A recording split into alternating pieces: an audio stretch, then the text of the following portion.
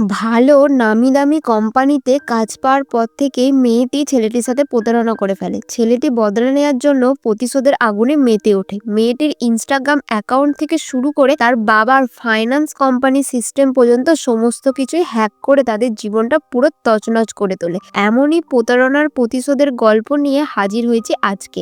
সিনেমাটি শুরু হয় আমাদের নায়ক বিষ্ণু ব্যাঙ্গালোরেতে ভ্রমণের মাধ্যমে। সেখান থেকে গল্পটি ফ্ল্যাশব্যাকে চলে যায়। বিষ্ণু হ্যাকিং নিয়ে পড়াশোনা করছে, একটি ক্যাম্পাস ইন্টারভিউ দিচ্ছে। ক্লাউড নামে একটি কোম্পানি তার ইন্টারভিউ নিচ্ছে।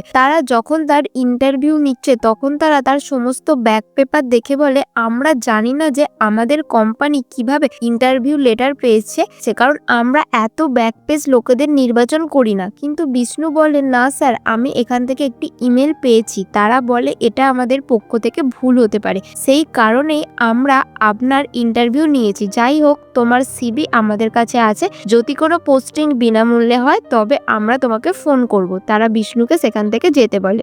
বিষ্ণু সেখান থেকে বেরিয়ে আসার পর বিষ্ণুর বন্ধু জসপিন বিষ্ণুর কাছে এসে তাকে জিজ্ঞাসা করে যে সে ফাতিমিয়ার ইনস্টাগ্রাম অ্যাকাউন্ট হ্যাক করতে পারবে কিনা। সে জিজ্ঞাসা করে তার বন্ধুকে কতদিন ধরে সে আবার তাকে ফলো করছে। জসমিন বলে যে সে কিছুদিন ধরে ফাতিমার ইনস্টাগ্রাম হ্যাক করার চেষ্টা করছে, কিন্তু হচ্ছে না। তার অ্যাকাউন্টটা বন্ধ করার কোনো প্রয়োজন নেই, সে শুধু দেখতে চায় যে সে আর কারোর সাথে চ্যাট করছে কিনা, শুধু তার জন্যই তাকে হ্যাক করব। বিষ্ণু বলে ঠিক আছে, কিন্তু শিল্পা এখানে আছে, 1 মিনিটের জন্য আমি তার সাথে দেখা করে আসছি। শিল্পাকে, এই শিল্পা আমাদের বিষ্ণুর প্রেমিকা। বিষ্ণু শিল্পার কাছে গিয়ে বলে আমার ইন্টারভিউ শেষ, দেখা যাক এরপর কি হয়। শিল্পা বলে এরপর কোনো ইন্টারভিউ আছে? বিষ্ণু বলে এটা ভুয়া একটা ইন্টারভিউ ছিল, যা সবচেয়ে বড় বোকারাও পাস করতে পারে। শিল্পা বলে যদি তুমি এখানেও না পাও তাহলে তোমাকে কে ডাকবে? সে তাকে বলে তোমার ব্যাক পেপার ক্লিয়ার করো, তারপর কোথাও একটি ভালো কোম্পানিতে চাকরি করো।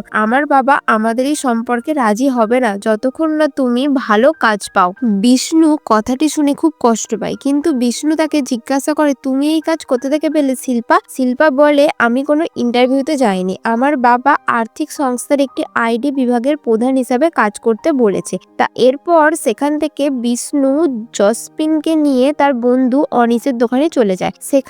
সেখানকার এলাকার একটা কম্পিউটার বা প্রিন্টারের সমস্যা ছিল, সেটা মেরামত করার পর তিনি তার বন্ধুকে নিয়ে তার বাড়িতে যায়। বিষ্ণুর পরিবারে তার বাবা মা এবং বোন ছিল। বিষ্ণু একটি মধ্যবিত্ত পরিবারের ছেলে। বাড়িতে সবচেয়ে পুরনো মডেলের কম্পিউটার ছিল। সে প্রতিবেশীর ওয়াইফাই চুরি করত, ইন্টারনেটের জন্য ব্যবহার করেছিল। এটি হ্যাকিং এর জন্য সে ভিপিএন ব্যবহার করেছিল। তা চালু করার পর বিষ্ণু জসুইনকে বলে আমি তোমার গার্লফ্রেন্ড জেসমিনকে একটা জাল লিংক পাঠাতে পারি, যদি সে তাকে ক্লিক করে আমরা তার অ্যাকাউন্ট অ্যাক্সেস করতে পারি। জসমিন বলে হ্যাঁ, এটাই ঠিক বলেছো, এখন এটা করা যাক। তাই সে লিঙ্কটি তৈরি করে জসমিনকে দেয়। সে সবকিছু ঠিকঠাক করে বার্তাটা পাঠায়, কিন্তু তার পাঠানো পোস্টারে একটি বানান ভুল ছিল। তাই মেয়েটি বুঝতে পেরে বলে এটা তোমার পরিবারকে পাঠাও। তারপর সে তাকে চিৎকার করতে শুরু করে। তারা বুঝতে পারে যে কাজটি ব্যর্থ হয়েছে। পরে কয়েকদিন পর বিষ্ণু অনিসকে কথা বলতে দেখা যায়। শিল্পার বাবার ফাইন্যান্স কোম্পানির কাছেই একটি শাখা ছিল।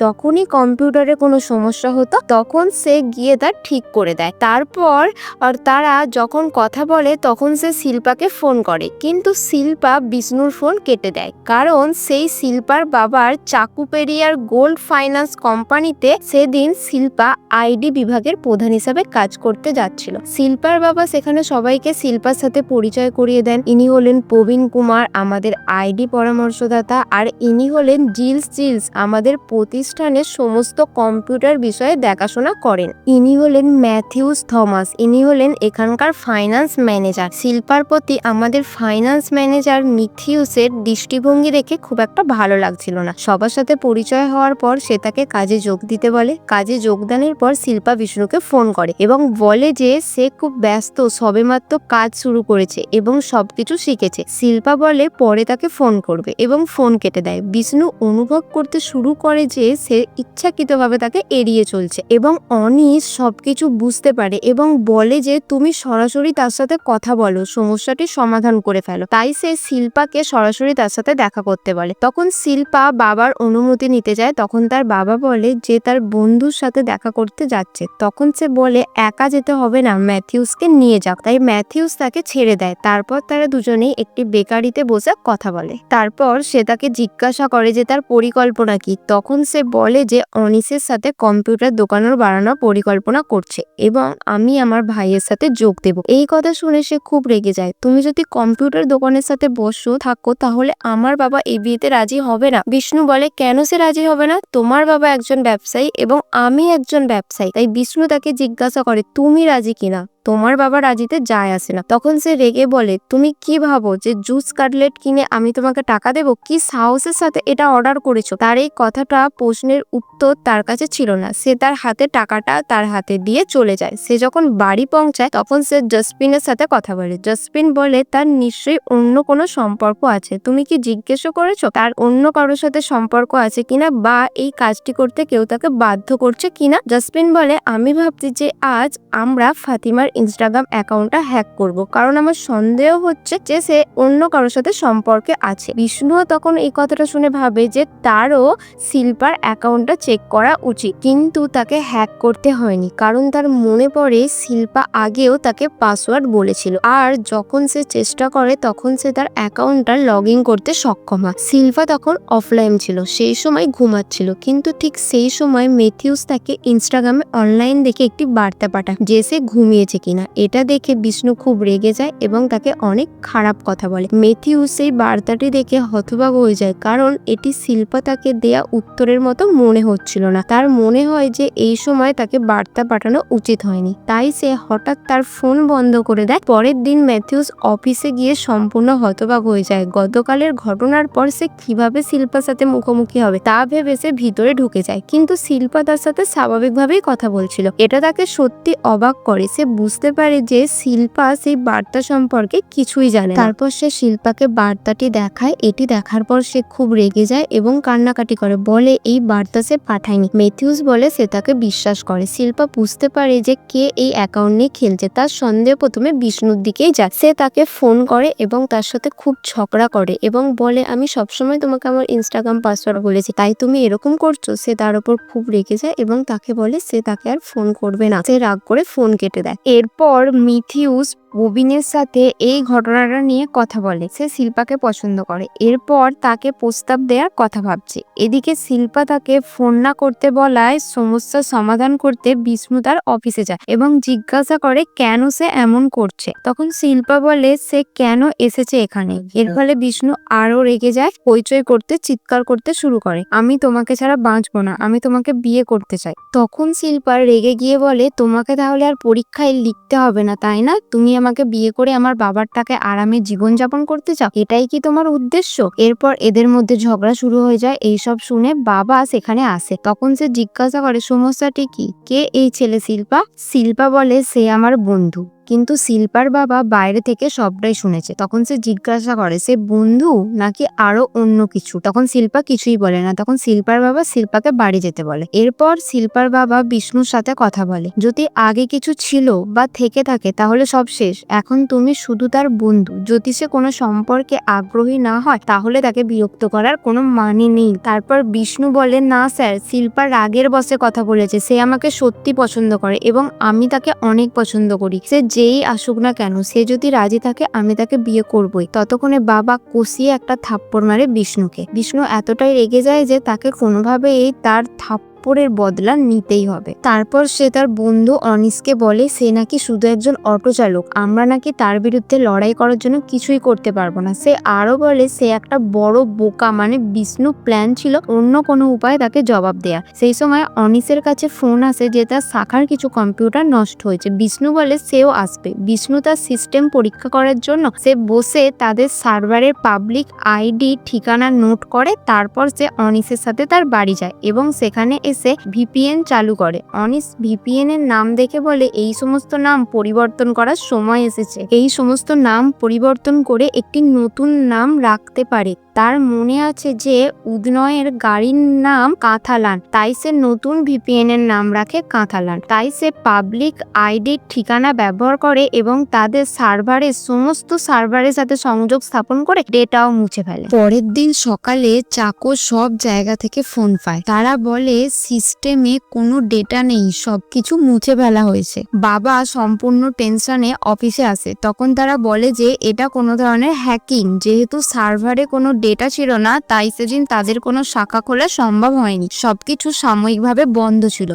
বাবা যখন জিজ্ঞাসা করে আসলে কি ঘটেছে, তখন প্রবীণ বলে আমাদের সফটওয়্যারটি এমন একটি কম্পিউটারে সংরক্ষিত আছে যাকে আমরা সার্ভার বলি। আমাদের সমস্ত শাখার কম্পিউটারগুলো ইন্টারনেটের মাধ্যমে একটি সার্ভারের সাথে সংযুক্ত। আমরা কেবল তখনই এটি অ্যাক্সেস করতে পারি যদি আমরা আমাদের ব্যবহারকারীর নাম ও পাসওয়ার্ড পাই। এখন যা ঘটেছে তা হলো বাইরে থেকে কেউ এই সুরক্ষাটি বাইপাস করে আমাদের সার্ভারে প্রবেশ করেছে। তারপর সেই হ্যাকার সমস্ত গ্রাহকের বিবরণ ও সার্ভারে আমাদের সংরক্ষিত জিনিসপত্র মুছে ফেলেছে। আমরা যদি এখন একটিও শাখা খুলতে যাই তাহলে আমাদের একটি ব্যাকআপ তৈরি করে এটি খুলতে হবে। প্রবীণ জিজ্ঞাসা করে আমাদের কোনো ব্যাকআপ নেই? জিলস বলে আমাদের অটো ব্যাকআপ ত্রুটিপূর্ণ, শুধুমাত্র গত মাসের ব্যাকআপ সংরক্ষণ করা হয়েছে। এর মানে হলো এই মাসের সমস্ত বিবরণ মুছে ফেলতে হবে এবং শাখা খোলার জন্য গত মাসের বিবরণ রাখতে হবে। চাকো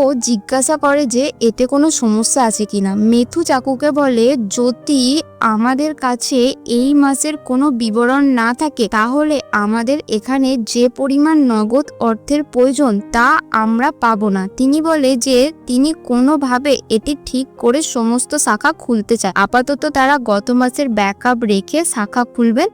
অনি শেষে বিষ্ণুকে জিজ্ঞাসা করে তুমি কি তাদের সমস্ত শাখা বন্ধ করে দিয়েছো? ঠিক আছে, কিন্তু তারা গত মাস পর্যন্ত ব্যাকআপ রেখে শাখা খুলছে। বিষ্ণু বলে আমি জানি, এটা হয়ে গেলে আমরা পরবর্তীতে হ্যাক করতে পারবো না। শিল্পার বাবা ফাইন্যান্স কোম্পানির আইডি নিরাপত্তা বৃদ্ধি করতে একটি নতুন সার্ভার ইনস্টল করেছে। এতে প্রচুর অর্থ ব্যয় হয়েছে। শুধু তাই নয়, যদি তাদের কোনো শাখা কম্পিউটারের সমস্যা হয় তাহলে তাদের স্থানীয়ভাবে কাউকে ফোন করে এটি ঠিক করবে না, বরং তাদের নিজস্ব আইডি টিমকে ডাকবে। এর ফলে অনিস তার কাজ পাবে না এবং যদি সে তাদের নিরাপত্তা এড়িয়ে আবার সার্ভার হ্যাক করতে চায় তাহলে তার প্রথমে তাদের ওয়াইফাই হ্যাক করতে হবে। এখন বিষ্ণু বলে যেহেতু তাদের নিরাপত্তা অন্য সব উপায় বৃদ্ধি করা হয়েছে কিন্তু তাদের ওয়াইফাই অক্ষ কিন্তু মডেল ইনস্টল করে কি এটা করা সম্ভব? বিষ্ণু বলে যে আমরা যখন সেদিন সেখানে গিয়েছিলাম তখন টেবিলের নিচে একটি নেটওয়ার্ক কেবল পড়ে থাকতে দেখেছিলাম, সেখানে কোনো কম্পিউটার ছিল না। আমি যদি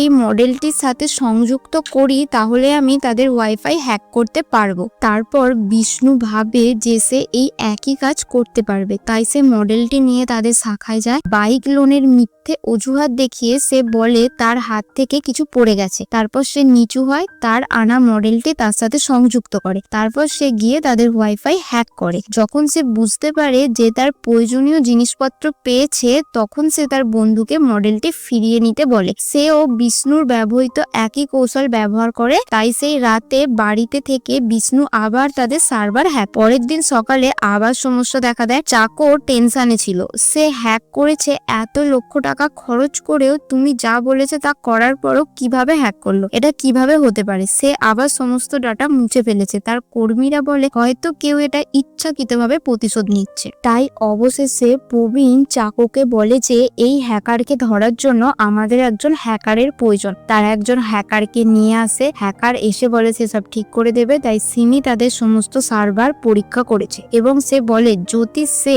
এই হ্যাকারে প্রবেশ করে তাহলে সে একটি বিজ্ঞপ্তি পাবে। সেই রাতে বিষ্ণু তাদের সাইট খোলে এবং সিমি একটি বিজ্ঞপ্তি পায়। সে হঠাৎ তার ল্যাপটপ বের করে সেই হ্যাকারকে খুঁজে বের করার চেষ্টা করে। সিমি বিষ্ণুর বিরুদ্ধে কিছু করছিল কারণ বিষ্ণু যা কিছু করছিল তা ধীর গতিতে চলছিল। অবশেষে সে তার হ্যাকিং নামটি খুঁজে পায়। সে সে কাঁথালান নামটি দেখতে পায় এবং সাথে হাতে তাকে একটি বার্তা পাঠায়। সে বলে আমি তোমাকে খুঁজে পেয়েছি কাঁথালান। এবং তারপর এটি দেখে বিষ্ণু হঠাৎ তার পুরো সিস্টেমটিকে বন্ধ করে দেয়। তখন সে অনিশকে এ বিষয়ে বলে, তখন সে বলে এটা বন্ধ করা তোমার জন্য ভালো, যদি তারা এটি খুঁজে পায় এবং এখানে আসে তাহলে সব শেষ।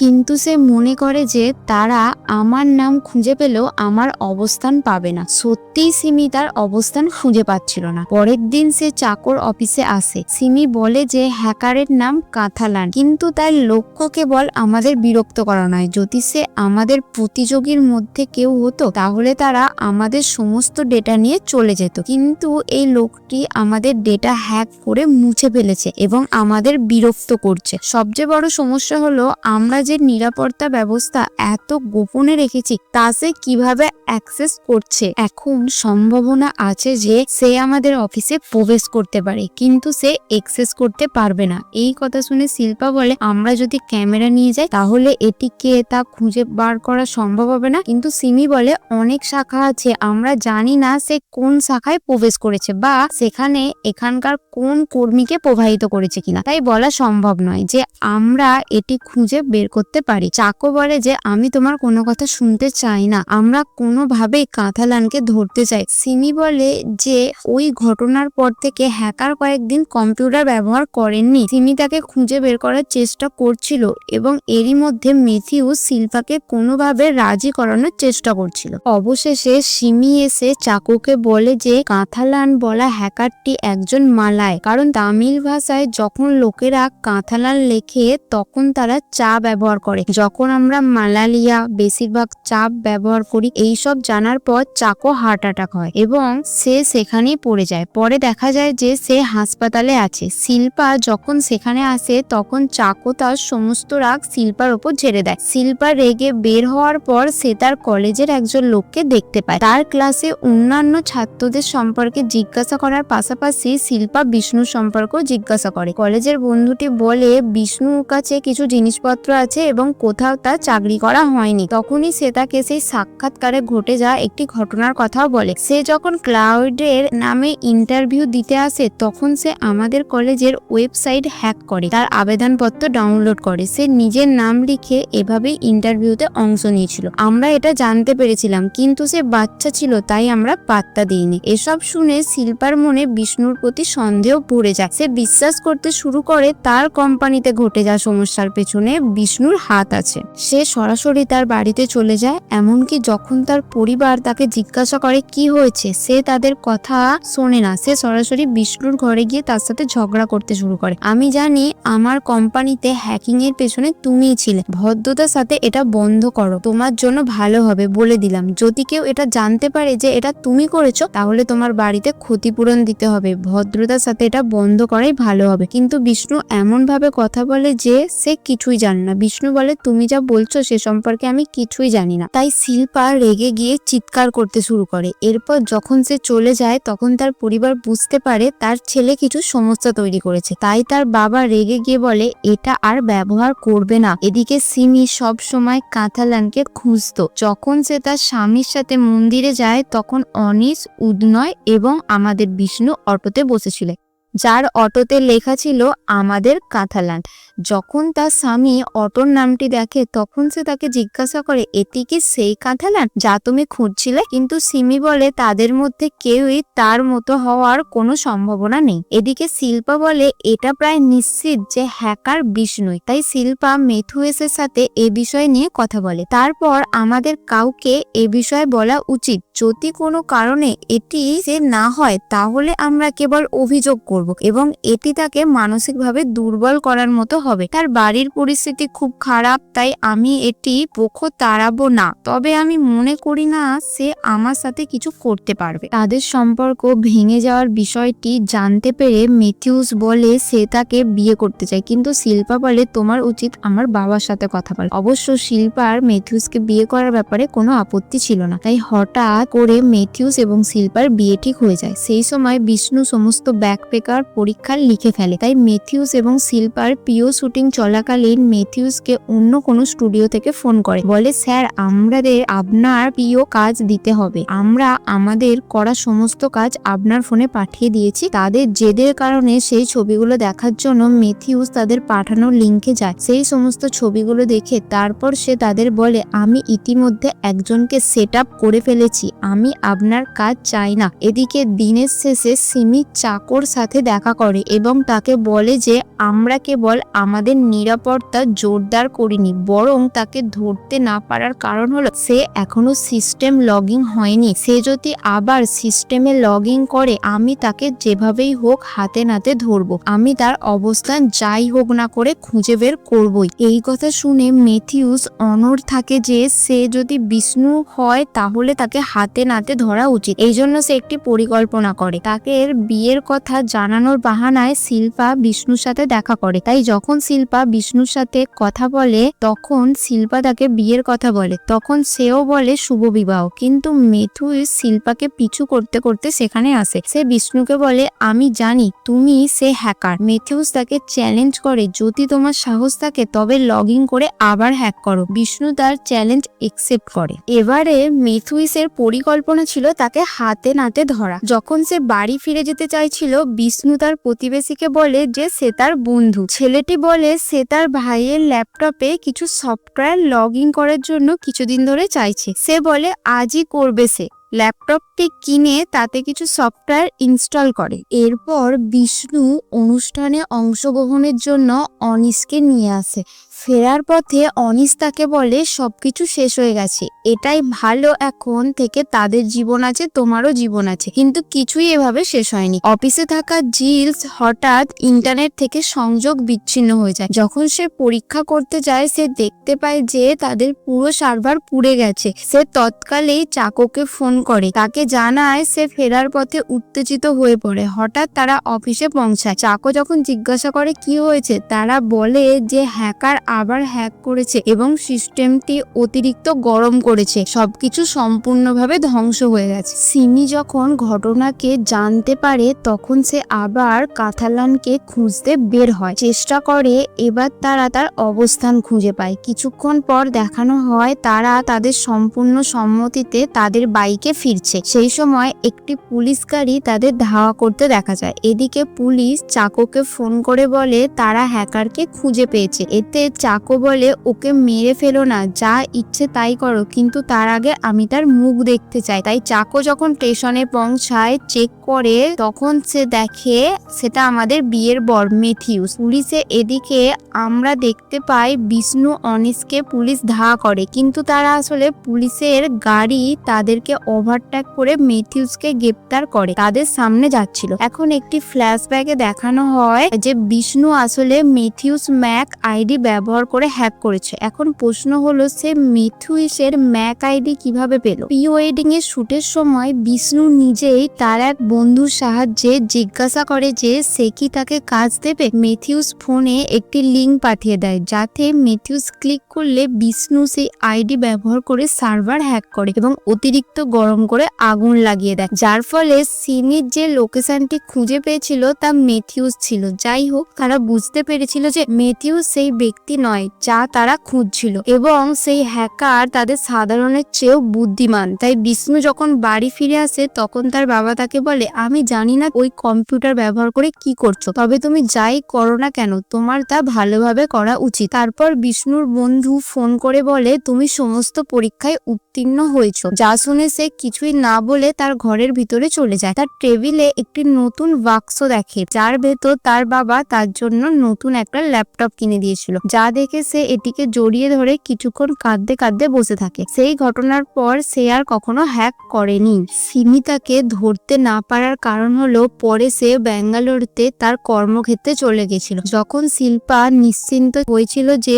সমস্ত কিছুর পিছনেই সেই ছিল, আর তাই দৃশ্যটি বর্তমানের দিকে ফিরে আসে। আমাদের নেই বিষ্ণু একটি কোম্পানিতে ইন্টারভিউ দিতে ব্যাঙ্গালোরতে এসেছে। ব্যাঙ্গালোরতে কর্মরত সিমি তার অফিসে বসে ভাবছে যে একদিন আমি সেই কাতালানকে আমার হাতে ধরবই, যত চেষ্টা করি না কেন আমি তাকে খুঁজে বের করবই। ঠিক সেই মুহূর্তে বিষ্ণু অফিসে প্রবেশ করে। বিষ্ণু ইন্টারভিউ সিমির কাছে এসেছে, আমাদের কাতালান সিমির কাছে এসেছে, অথচ সে কাতালানকে খুঁজছিল। এভাবেই তারা দুজন একে অপরকে চিনতে পারে না এবং বিষ্ণুকেও খুঁজে পায় না। আর এই সিনেমাটি এখানেই শেষ হয়ে যায়। ব্যাখ্যাটি ভালো লাগলে নিজের মন্তব্য করুন এবং এই সিনেমাটি গল্পটি কেমন ছিল তা আমাদের জানান। ভিডিওটি ভালো লাগলে ভিডিওটি লাইক করতে ভুলবেন না, চ্যানেলটি সাবস্ক্রাইব করতে ভুলবেন না। ধন্যবাদ।